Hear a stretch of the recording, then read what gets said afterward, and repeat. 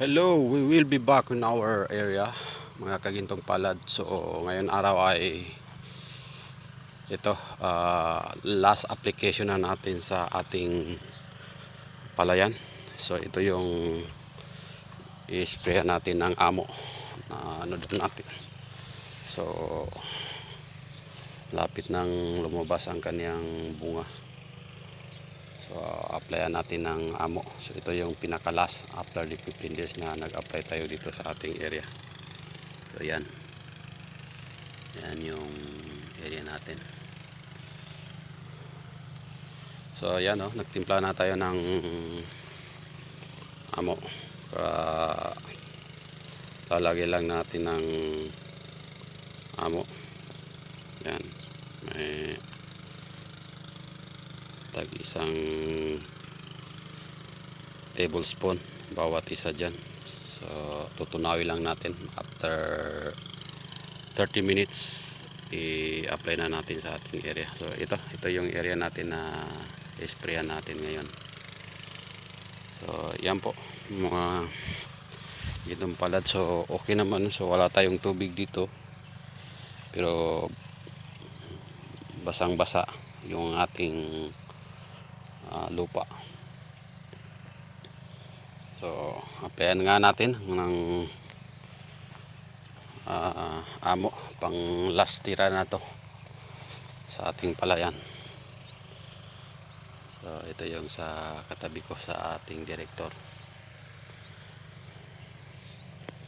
So ito yung sakit ng palay dito, no? Ito sa katabi ko, no? O parang may uod sa ilalim.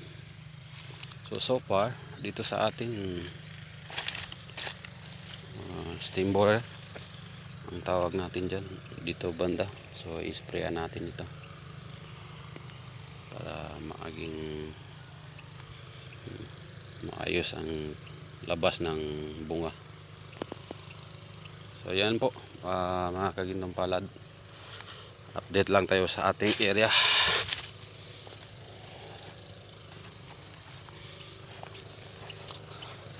So hindi pa tayo nakalmusal. So habang nilulusaw natin itong amo organic, magkalmusal muna tayo bago tayo sasabak sa gera. So nasa 10 to 11 katangki ang sprayan natin.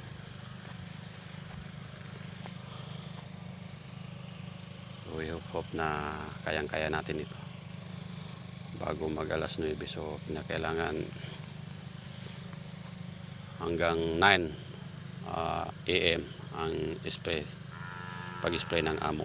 So mula 6 ng umaga hanggang 9. So may mga kuwan na rin, no?